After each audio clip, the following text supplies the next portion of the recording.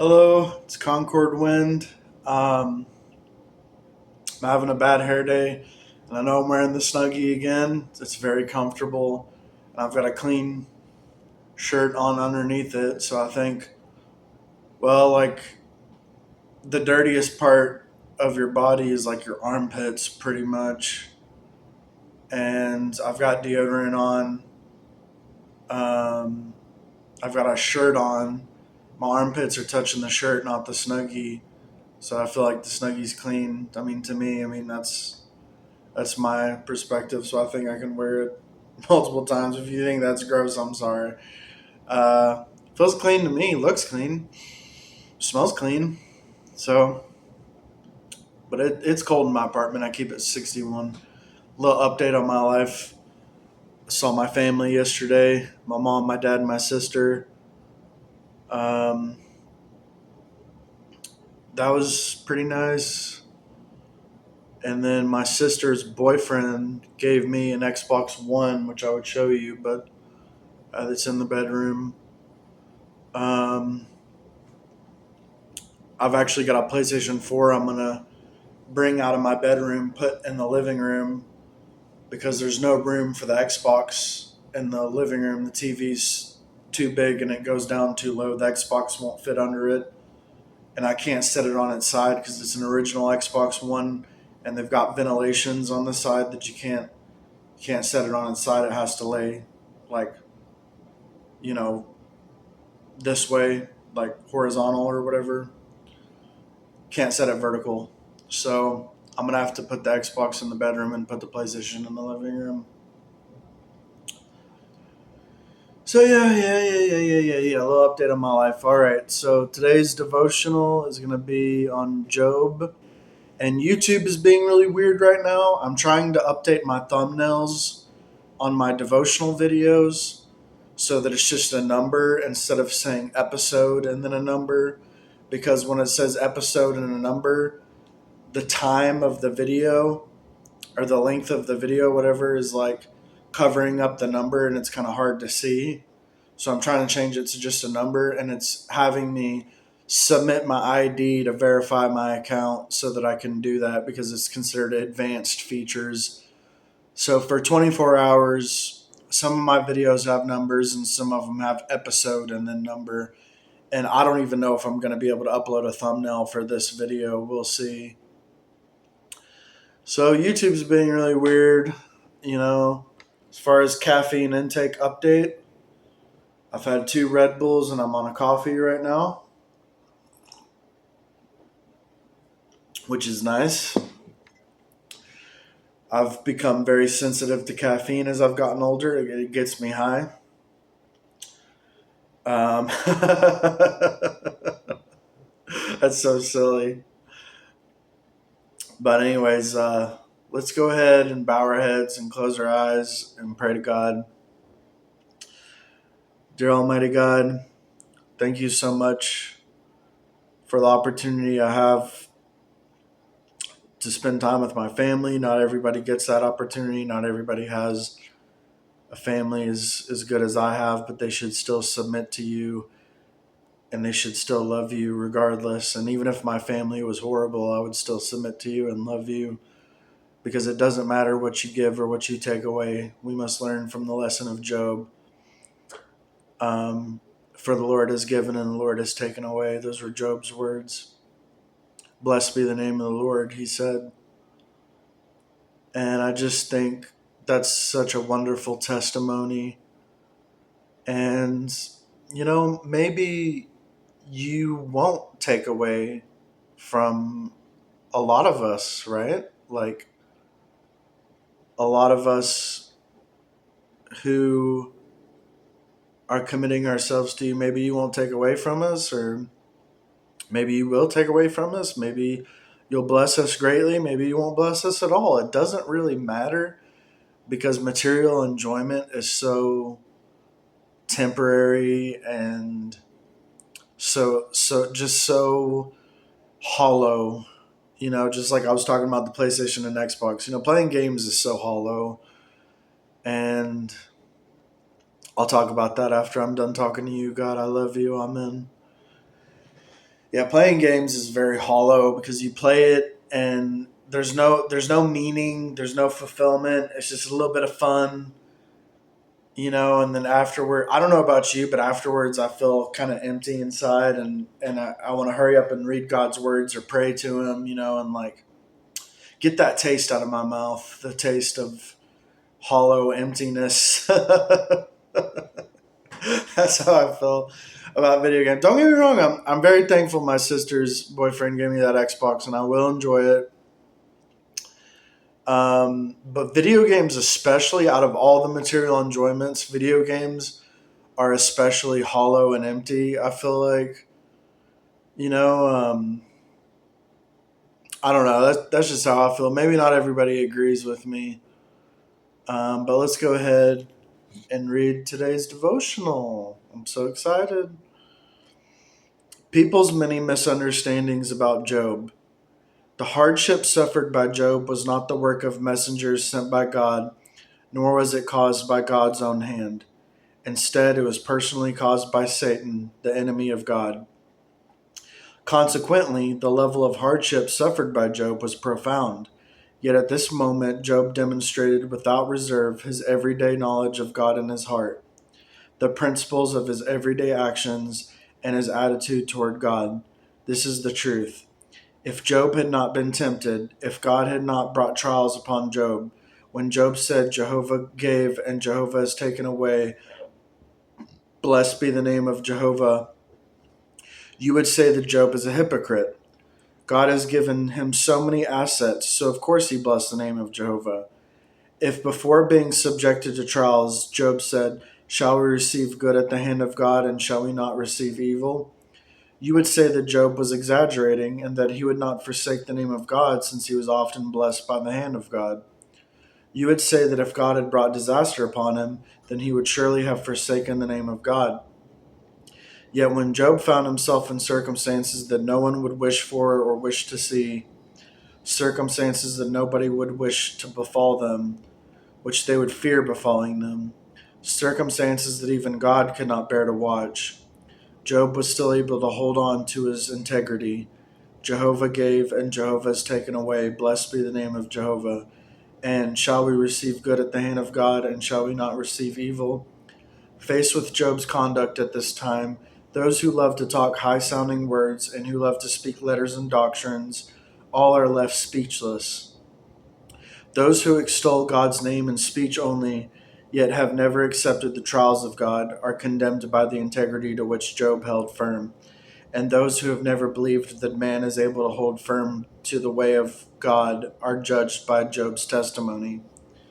Faced with Job's conduct during these trials and the words that he spoke, some people will feel confused, some will feel envious, some will feel doubtful, and some will even appear disinterested, turning their nose up at the testimony of Job because they not only see the torment that befell Job during the trials and read of the words spoken by Job, but also see the human weakness displayed by Job when the trials came upon him. This weakness they believe to be the supposed imperfection in the perfection of Job, the blemish in a man who, in God's eyes, was perfect. This is to say that it is believed that those who are perfect are flawless, without stain or sully, that they have no weakness, have no knowledge of pain, that they never feel unhappy or dejected, and are without hate or any externally extreme behavior. As a result, the great majority of people do not believe that Job was truly perfect. People do not approve of much of his behavior during his trials. For example, when Job lost his property and children, he did not, as people would imagine, break into tears. His lack of decorum makes people think he was cold, for he was without tears or affection for his family. This is the initial bad impression that people have of Job. They find his behavior after that even more perplexing. Rent his, men- Rent his mantle has been interpreted by people as his disrespect for God, and shaved his head is wrongly believed to mean Job's blasphemy in opposition to God. Apart from Job's words that Jehovah gave and Jehovah has taken away, blessed be the name of Jehovah, people discern none of the righteousness in Job that was praised by God, and thus the assessment of Job made by the great majority of them is nothing more than incomprehension, misunderstanding, doubt, condemnation, and approval in theory only. None of them are able to truly understand and appreciate Jehovah God's words that Job was a perfect and upright man, one that feared God and shunned evil. Based on their impression of Job above, people have further doubts as to his righteousness, for Job's actions and his conduct recorded in the scripture were not as earth shatteringly moving as people would have imagined. Not only did he not carry out any great feats, but he also took a potsherd to scrape himself while sitting among the ashes. This act also astonishes people and causes them to doubt and even deny Job's righteousness. For while scraping himself, Job did not pray or make promises to God, nor, moreover, was he seen to weep tears of pain. At this time, people only see the weakness of Job and nothing else. And thus, even when they hear Job say, "Shall we receive good at the hand of God, and shall we not receive evil?" they are completely unmoved or else undecided and are still unable to discern the righteousness of Job from his words. The basic impression that Job gives people during the torment of his trials is that he was neither cringing nor arrogant. People do not see the story behind his behavior that played out in the depths of his heart, nor do they see fear of God within his heart or his adherence to the principle of the way of shunning evil. His equanimity makes people think his perfection and uprightness were but empty words, that his fear of God was merely hearsay. The weakness that he revealed externally, meanwhile, leaves a profound impression on them, giving them a new perspective on and even a new understanding toward the man whom God defines as perfect and upright. Such a new perspective and new understanding are proven when Job opened his mouth and cursed the day he was born. Though the level of torment he suffered is unimaginable and incomprehensible to any man, he spoke no words of heresy, but only lessened the pain of his body by his own means. As recorded in the scriptures, he said, "Let the day perish wherein I was born, and the night in which it was said, there is a man child conceived." Job 3:3. Perhaps no one has ever considered these words important, and perhaps there are people who have paid attention to them. In your view, do they mean that Job opposed God? Are they a complaint against God? I know that many of you have certain ideas about these words spoken by Job and believe that if Job was perfect and upright, he should not have shown any weakness or grief, and ought instead to have faced any attack from Satan positively, and even smiled in the face of Satan's temptations. He should not have had the slightest reaction to any of the torment brought upon his flesh by Satan, nor should he have displayed any of the emotions within his heart. He should even have asked that God make these trials even harsher. This is what should be demonstrated and possessed by someone who is unwavering and truly fears God and shuns evil. Amid this extreme torment, Job did but curse the day of his birth. He did not complain about God, much less did he have any intention of opposing God. This is much easier said than done, for since ancient times until today, no one has ever experienced some temptations or suffered that which befell Job. So why has no one ever been subjected to the same kind of temptation as Job? It is because, as God sees it, no one is able to bear such a responsibility or commission. No one could do as Job did, and moreover, no one could still, apart from cursing the day of their birth, not forsake the name of God and continue to bless the name of Jehovah God, as Job did when such torment befell him. Could anyone do this? When we say this about Job, are we commending his behavior? He was a righteous man and able to bear such testimony to God, and capable of making Satan flee with its head in its hands, so that it never again came before God to accuse him. So, what is wrong with commending him? Could it be that you have higher standards than God? Could it be that you would act even better than Job when trials come upon you? Job was praised by God. What objections could you have? Amen. It's like my mom. I talk to her about Job all the time, and she's like, "Well, I think Job was about as perfect as a man could be, but he still sinned. He wasn't perfect." And it's like it says in the Bible that God himself said Job was a perfect and upright man. She's like, well, I think he was as perfect as a man could be, but we don't know everything Job did. He still sinned. Everybody sins. It's like, then you disagree with God. And she has nothing, she has nothing to say to that. She just changes the subject, or, because she doesn't want to admit that she disagrees with God. But that's what she's doing when she doesn't believe in Job's perfection.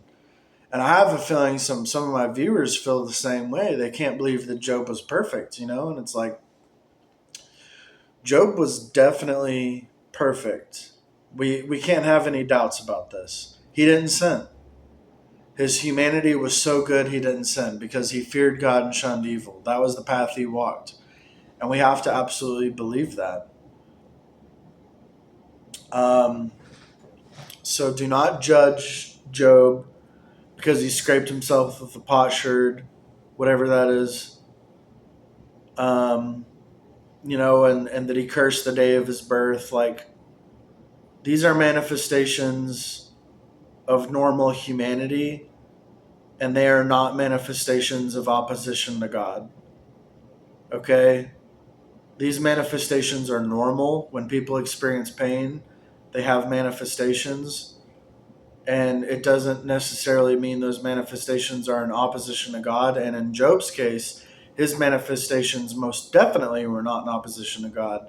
As a matter of fact, he cursed the day of his birth because he felt guilty for causing God to feel pain by being in pain himself. So Job was selfless because he cared more about God's feelings than he did his own, which we've talked about that before.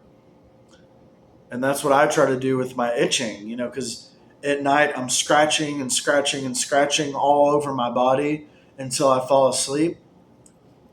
And I tell God, don't worry about my itching. I'm used to it, and even if I wasn't used to it, I wouldn't want you to worry about me. I don't want you to be sad. I just want you to be happy. I just want to satisfy you. I pray like that. And which now God knows. I don't have to pray like that anymore because now God knows my heart on that issue, which he already knew, but it was good to get it out and tell him, you know, don't feel like there's anything you can't tell God. Always tell God everything, because even if he already knows by reading your mind or reading your heart or whatever, like even if he already knows, he still likes to hear it from you. So always feel like you can tell God everything. Um, yeah, I guess that's it for today. Today's episode wasn't as long as yesterday's episode. I don't know if I'm going to be able to give a thumbnail to this video. So, whatever. All right. I guess that's it. You'll see me tomorrow. And today I'm going to be seeing my family again, and then I'll be free for, I guess, until next Sunday. So today's Monday, so until this upcoming Sunday, I'll just be in my apartment, not going anywhere. All right, I really don't want to end the video. I want to say more, but there wasn't a lot to say on today's episode, so that's okay. There doesn't always have to be 30 minutes of content, you know. So, all right, I'm going to end it right here. You'll see me tomorrow. Goodbye. God bless you all.